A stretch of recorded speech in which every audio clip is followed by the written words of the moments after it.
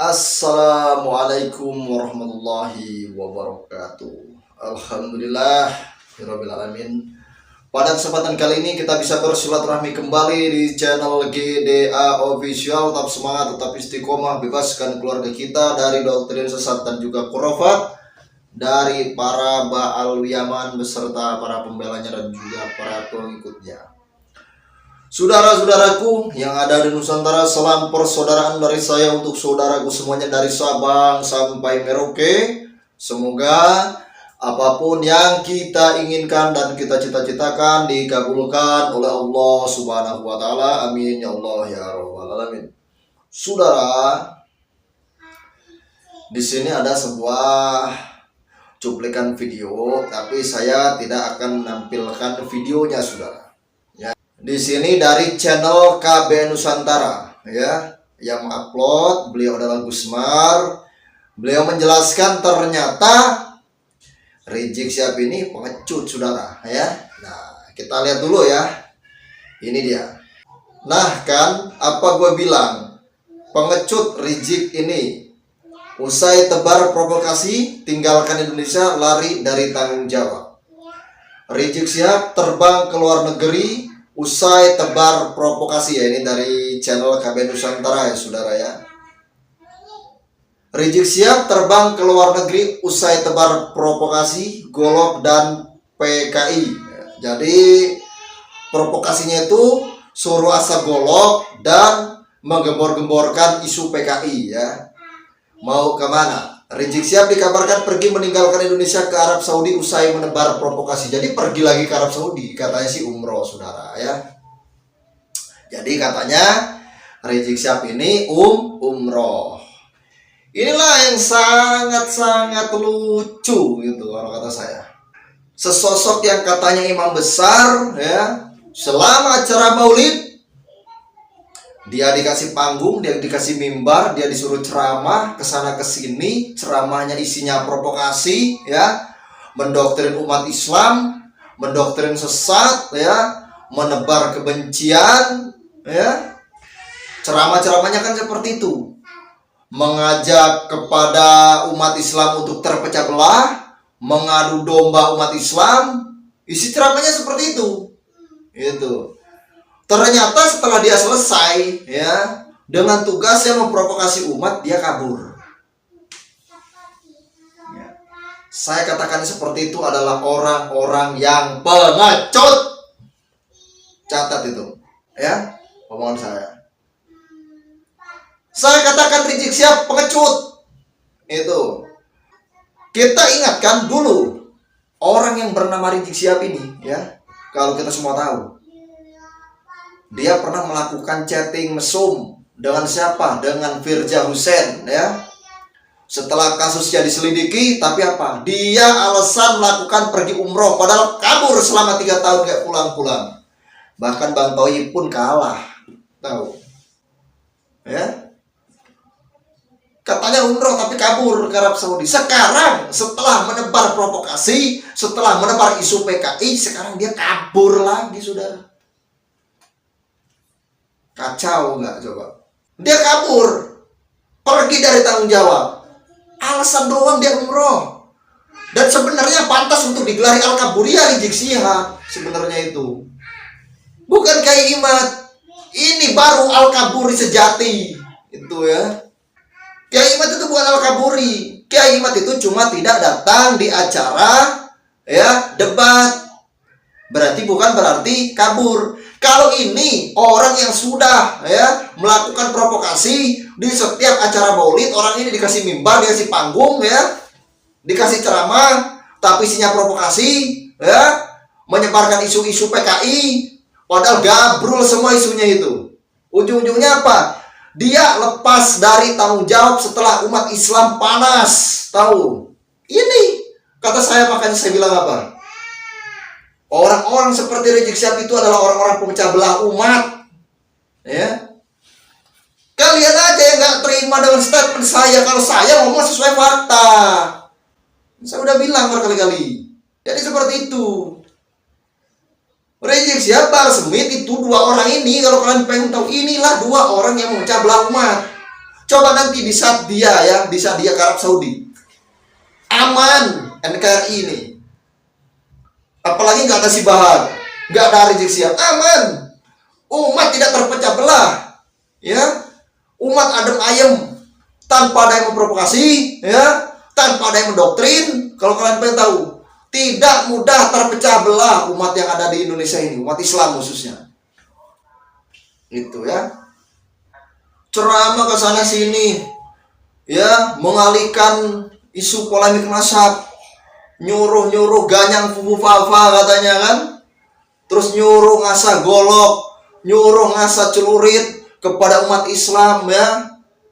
Itu kan sudah merupakan salah satu, ya, hasutan atau provokasi supaya umat Islam itu saling berperang, saudara. Ini harusnya orang-orang seperti Rizik Syihab ini ditangkap ini, ya. Harusnya itu. Ini kacau ini kalau masih ada orang seperti ini di Indonesia ini. Mau jadi apa negara kesatuan Republik Indonesia kalau umat Islamnya dipecah belah? Coba. Wali Songo turun ke Indonesia ini, turun ke Nusantara ini, masuk ke Nusantara ini, tidak menyebarkan ajaran provokasi, tidak mengajarkan ajaran caci maki, tidak mengajarkan ajaran adu domba, saudara. Nah, orang-orang seperti Rizik Syihab, seperti Bahar Smith ini, ajaran yang dia keluarkan itu provokasi umat. Dan gabrolnya juga masih ada umat yang mau terdoktrin sama doktrin-doktrin sampah dari Rizik Syihab dan Bahar Smith. Saya katakan itu. Gabrol kata saya bilang. Ya.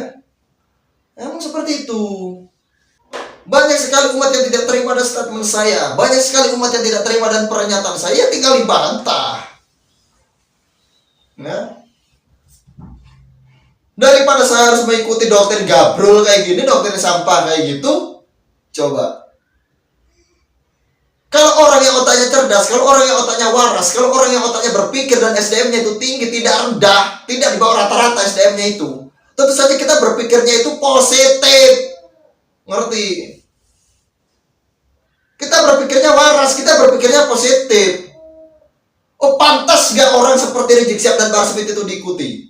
Kalian ngikuti orang seperti Rizik Syihab dan Bahar Smith yang dikit-dikit teriak jihad, yang dikit-dikit teriak perang, gitu, kalian ikuti. Kalian mau diadu domba antara umat Islam dan umat Islam dibenturin? Kalian mau? Pikir pakai otak makanya. Lihat kan sekarang, coba. Dia pergi ke Arab Saudi setelah tebar provokasi, setelah tebar isu PKI, ujung-ujungnya dia pergi ke Arab Saudi. Nggak tahu pulangnya kapan kan? Apa seperti dulu yang katanya umroh ternyata 3 tahun baru pulang lagi ke Nusantara? Apakah seperti itu kan kita nggak tahu. Ya, inilah yang kita khawatirkan. Umat Islam udah pada panas sekarang, ya. Panas umat Islam gara-gara kompor-kompor seperti Rizik Syihab ini, gara-gara kompor-kompor seperti Bahar Smith. Saya bilang, apa yang saya ucapkan, apa yang saya katakan ini sesuai fakta, bro. Ngerti? Saya ini bukan hanya sekedar narasi, banyak video-videonya kok. Coba kalian dengar sendiri, coba kalian lihat sendiri. Video hinaan, video cacian, ya, video fitnahan dari mereka. Mereka itu pintar dalam memutarbalikkan fakta, seolah-olah apa? Kiai Imad dan yang lainnya itu katanya memecah belah umat, padahal dia sendiri yang suka memecah belah umat.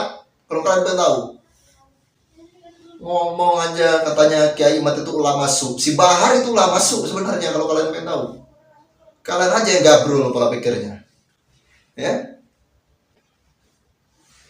Makanya berkali-kali jangan mau dibodohi, ya. Di sini saya tidak provokasi, di sini saya ini berbicara sesuai fakta, ya. Coba kalau orang yang sudah menebar provokasi, ya, saya katakan ini, ya, saya katakan kalian berpikir, ya, orang yang sudah menebarkan provokasi, orang yang sudah menebarkan isu PKI, orang yang sudah nyuruh kepada umat Islam, katanya suruh ngasah golok, suruh ngasah celurit, ya, suruh berperang, suruh musir Kiai Imad dan kawan-kawan. Setelah dia menebarkan provokasi seperti itu, sekarang dia alasannya mau pergi ke Arab Saudi melaksanakan umroh. Kalau kalian, ya, sebagai mukibin kalau kalian sebagai budaknya, kalau kalian sebagai jongosnya, kalau kalian sebagai kacungnya, berpikir pakai otak. Ya, kalau saya di posisi kalian ini orang bermental pengecut, saya katakan seperti itu. Mohon maaf saudara-saudara. Ya, kalau kalian sekiranya tersinggung dengan omongan saya, kalau kalian tidak terima dengan omongan saya, bantah omongan saya. Bantah omongan saya, silakan. Saya tunggu bantahannya. Bukan antang-antang duel bantahannya itu. Bantah omongan saya. Kalian bisa nggak mengklarifikasi video-video, ya, ujaran-ujaran kebencian, ya, video-video hinaan, video-video yang lain yang dikeluarkan langsung oleh imam besar kalian, ngerti? Bisa nggak kalian mengklarifikasi? Hah? Kalau saya terus terang saja, saudara, kalau kalian mau bertanya kepada saya, terus bagaimana kalau seandainya Rizik Syihab dan Bahar Smith ini menghina pemerintah, menghina TNI Polri, gitu kan? Itu urusannya mereka dengan TNI Polri, dengan pemerintah. Tapi kalau mereka sudah berani menghina ulama-ulama Nusantara, berani menghina kiai-kiai Nusantara, saya akan komentari dia. Itu. Seperti itu kalau sama saya.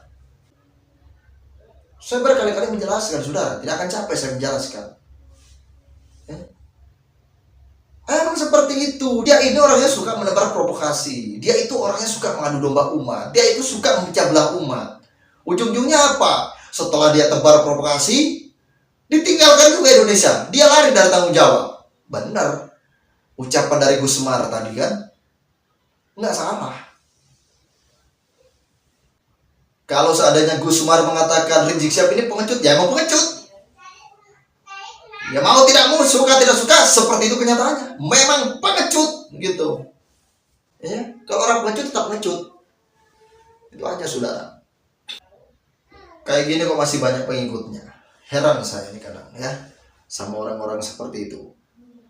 Terus yang lucu lagi, saudara, ya, ada salah satu pembelanya. Kita sebut namanya Qurtubi, saya bilang, ya, yang katanya pengen mengeluarkan bom nuklir, ya, padahal mercon melempem, itu kan. Ternyata apa? Bantahnya gabrol kalau kata saya. Ya, bantahan si Qurtubi itu gabrol kalau kata saya. Yang katanya membantah tesis Kiai Imad mengeluarkan bom nuklir, pret, itu ya. Paham? Gabrol kalau kata saya itu. Ngomong katanya Kiai Imad itu sakit hati gara-gara tidak dipilih dalam pilkada segala rupa itu ini, ya, menjelaskan sesuatu lewat pilkada, dibantah sama Kiai Imad, saudara, dibantah. Lihat ini ya, dengerin. Ini bantahan dari Kiai Imad buat si Qurtubi, saya bilang, ya. Lihat nih, dengerin. Ya, ini saya sepertinya butuh cerita dari Nah, Kiai ini Imad. Mas Rifki Zulkarnain, ya, Pak Qurtubi Lebak sama itu. Kiai Imad. Beliau mengatakan bahwa Kiai Imad itu bahas nasab, karena sakit hati nyalon bupati hukum. Itu ini di akun Benteng Nusantara, saudara, ya. Di akun Benteng Nusantara ini. Saya reaction, ya. Apa namanya? Ya, sakit hati itu orang-orang yang lemah, ya, yang sakit hati. Orang-orang lemah kan? Mantap.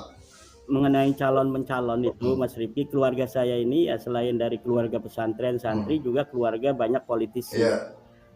Dari zaman dulu, ya, itu sudah masuk parlemen, ya, sampai di DKI itu ketua partai NU itu ketuanya orang Kresek, keluarga saya. Orang Kresek, ya. Tahun 70-an, 60-an itu. Kemudian paman saya dulu waktu saya kecil itu ketua P3 di kecamatan. Paman satunya itu jadi ketua PDI. Ya. Jadi ini ya ketua P3, ini ketua PDI, satu keluarga beda-beda partai. Hanya Golkar saja yang tidak, itu karena orang kecamatan yang jadi ketua partai Golkar itu waktu itu. Ya.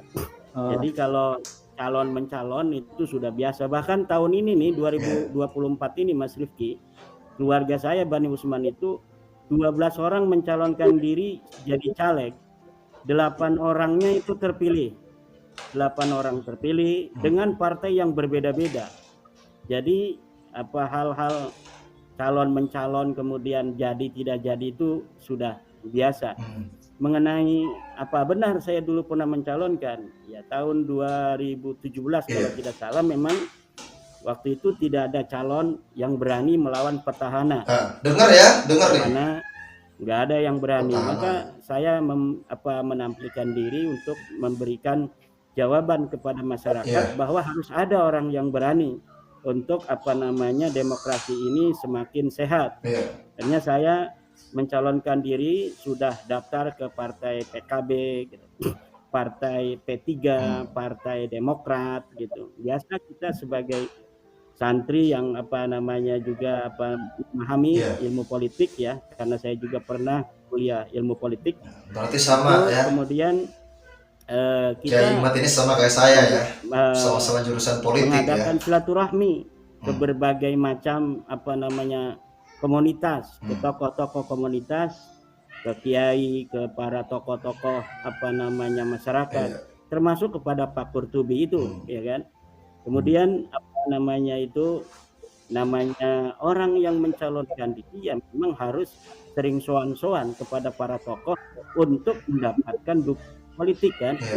Nah, kemudian ada syarat-syarat tertentu ya, misalnya tadi seperti yang dia ucapkan itu juga ada yang lainnya juga ada syarat nanti Tangerang harus bersyariah ya, karena saya ini kan dari keluarga besar NU. Dari kecil itu adalah lingkungan Nahdlatul Ulama ya, paman-paman saya itu dari Tebuireng. Kemudian kita diajari agama itu agama yang substansialisme, bukan agama formalisme, di mana simbol keagamaan itu tidak terlalu penting daripada isinya. Benar. Yaitu yang itu ditanamkan oleh ajaran-ajaran Nahdlatul Ulama. Ini tahun 1936 di Kresek itu sudah ada majelis wakil cabang. Kiai Muhammad Amin, bapaknya Kiai Ma'ruf Amin, datang dari Mekah tahun 1936 itu langsung menyusun kepengurusan tingkat kecamatan MWCNU. Saya pun kan tahun 2006 itu ketua majelis wakil cabang NU di Kecamatan Kresek. Akhirnya karena itu ada syarat-syarat tertentu, harus bikin FPI di tingkat desa dan lain sebagainya. Ya saya kan kader NU. Nah, dengar kan? Jadi itu beliau kader NU sudah menjadikan ajaran-ajaran Nahdlatul Ulama inilah yang harus menyebar di tengah-tengah masyarakat. Betul. Karena ajaran Nahdlatul Ulama adalah ajaran-ajaran yang telah terbukti sebagai ajaran yang mampu membawa keberagamaan di Indonesia seperti sekarang ini. Mulai dari zaman Wali Songo, ajaran-ajaran rahmatan lil alamin, ajaran-ajaran yang penuh dengan toleransi, ajaran-ajaran yang penuh dengan akhlakul karimah diajarkan oleh para Wali Songo, kemudian kepada para kiai sampai kita hari ini. Jadi saya lebih mengedepankan bagaimana ajaran-ajaran Nahdlatul Ulama di kampung saya ini untuk semakin menyebar. Ya, itu sebenarnya begitu. Ini sebenarnya pengalian isu saja, Mas Rifki ini. Sebenarnya itu bom nuklirnya itu belum berani.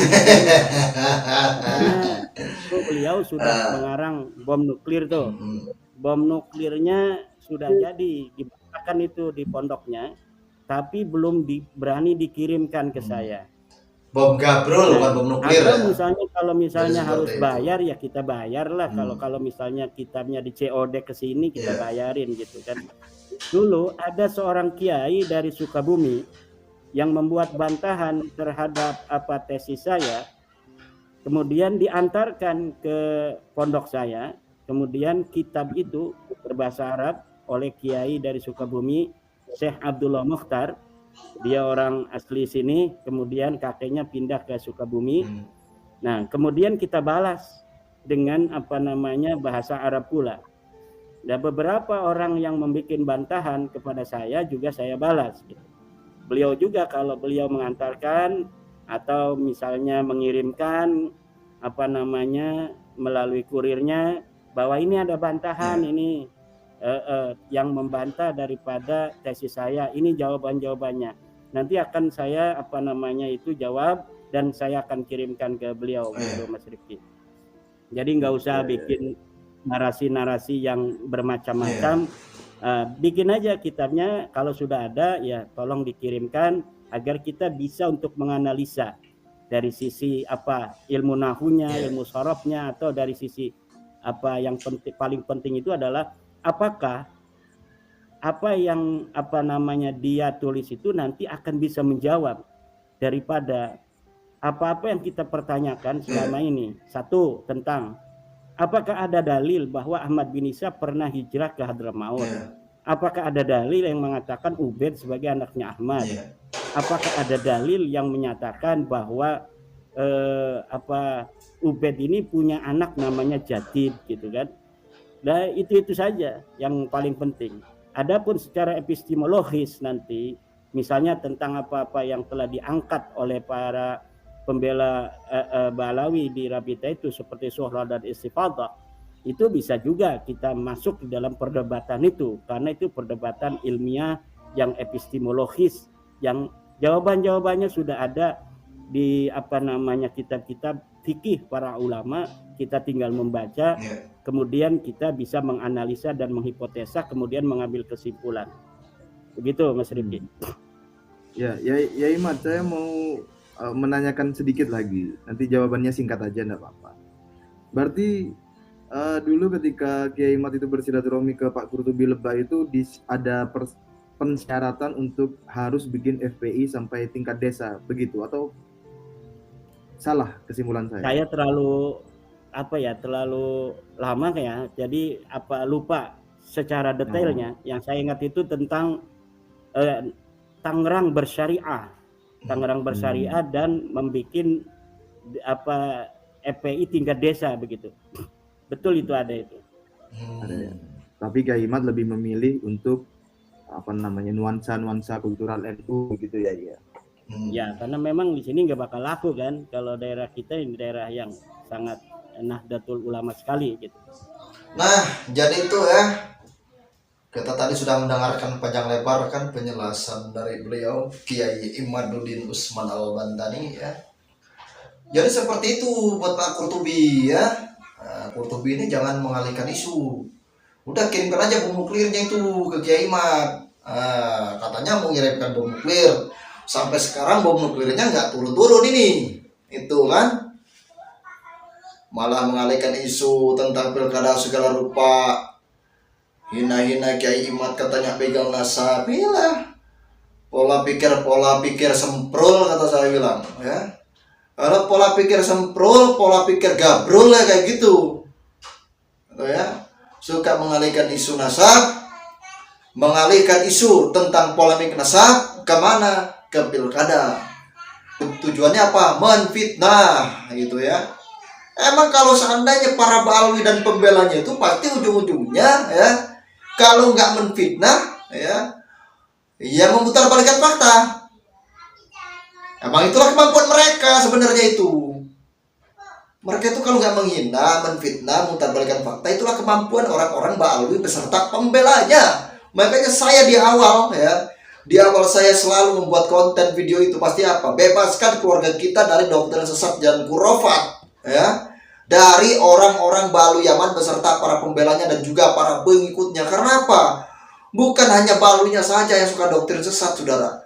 Bahkan pengikutnya, bahkan pembelanya sama saja itu. Kecuali untuk pembelanya dan pengikutnya yang sudah tobat ya. Yang tadinya dari budak, yang tadinya dari jongos, yang tadinya dari kacung, tobat, benar-benar tobat. Dan jadi benar-benar bukan di jalan orang-orang Ba'alawi. Hidup mereka lurus-lurus aja gitu. Nah itu baru betul. Tapi kalau orang-orang yang masih menjadi jongos, yang menjadi budak, yang menjadi kacung, nggak perlu untuk diikuti kalau kata saya. Buat apa gitu? Ya. Nggak perlu saya ikut-ikutinnya kayak gitu. Karena bagi saya ini ceramah-ceramah mereka ini nggak masuk akal semua. Itu loh.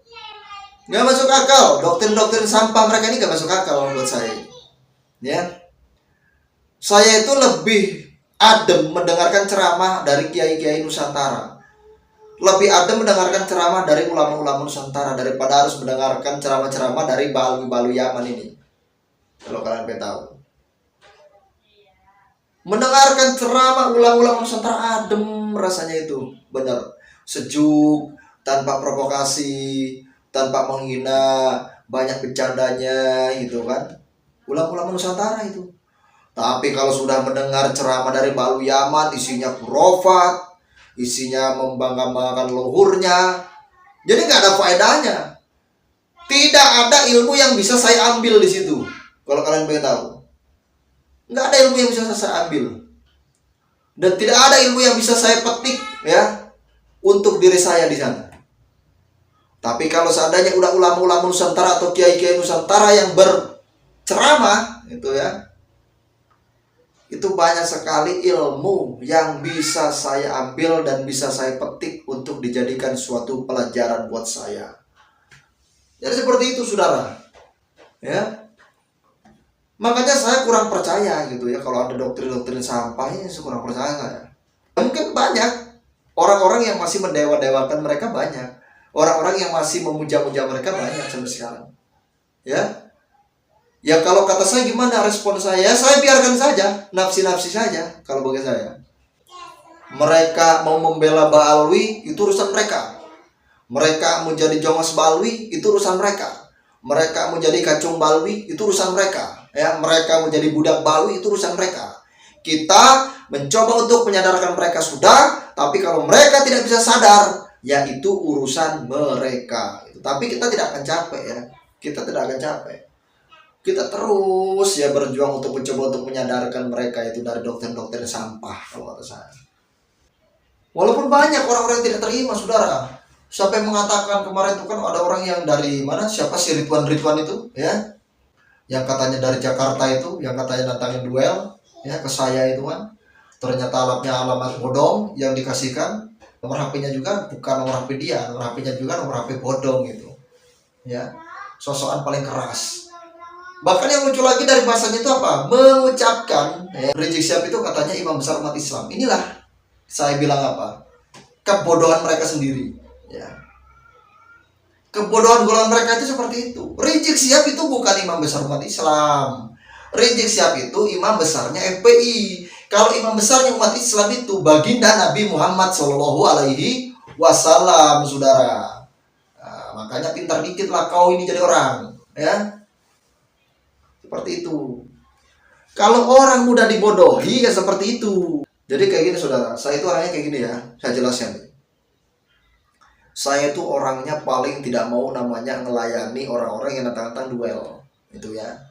Tapi kalau mereka bisa membantah secara ilmiah, nah baru kita layani. Tapi kalau seandainya mereka membantahnya dengan cara nantang duel, dengan cara nantang berantem segala rupa, itu inilah buat apa dilayanin gitu loh. Jadi apa? Kalau seandainya dari golongan mereka, ya saya katakan ini ya, dari golongan mereka nih yang jadi budak, yang jadi jongos, yang jadi kacung, saya bilangin ya, kalau membantah suatu karya tulis ilmiah atau suatu narasi dibantah dengan nantang duel, saya katakan orang itu ya, bantahannya itu adalah bantahan sampah. Tidak akan mungkin dilayani oleh siapapun orangnya. Malah yang ada bakal jadi bahan candaan, ngerti? Media sosial itu kejam loh saudara ya. Kalau Anda tidak bisa menggunakannya dengan akal pikiran Anda ya, justru media sosial itu yang akan berpaling menyerang Anda, saudara. Paham? Saya berkali-kali ngomong, media sosial itu kejam loh ya. Netizen lebih kejam. Tapi saya berkali-kali ya mengucapkan seperti itu ya. Kalian mau menyerang orang lain melalui media sosial, tapi kalau kalian tidak bisa memanfaatkan media sosial itu dengan baik, justru malah media sosial itu yang akan menyerang kalian. Saya katakan seperti itu. Emang seperti itu kenyataannya, saudara. Ya, nah, kita kembali lagi ya ke pembahasan pertama. Jadi seperti ini, saudara. Kalau kata saya, ya. Orang yang pantas menyandang gelar Al-Kaburi itu bukan Kiai Imanuddin, melainkan siapa yang pantas untuk menyandang gelar Al-Kaburi, yaitu Rizik Syihab. Karena apa? Dia sudah menebarkan provokasi, dengan menyuruh umat Islam untuk ngasah bedok, ngasah golok, ya ngasah parang, ngasah celurit segala rupa, ya disuruh kan sama dia.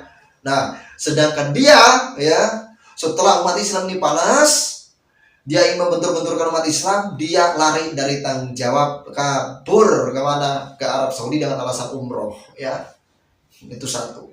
Yang kedua nih, kenapa ya Rizik Syihab ini saya katakan Al-Kaburi, ya. Jadi bukan Kiai Imad yang Al-Kaburi, justru Rizik Syihab yang Al-Kaburi, ya. Dia sudah menebar isu PKI, saudara. Ya. Ini sebenarnya udah provokasi tingkat tinggi sebenarnya. Ini harus diciduk sebenarnya, ya. Dia sudah menyebarkan isu PKI. Sedangkan kita semua sudah tahu kan, PKI yang ada di Nusantara ini, pimpinan-pimpinannya adalah orang-orang Ba'alwi Yaman, ya. Oke, mungkin cuma itu yang dapat saya sampaikan. Semoga bermanfaat untuk kita semua. Akhir kalam saya iri wabillahi taufiq wal hidayah. Wassalamualaikum warahmatullahi wabarakatuh.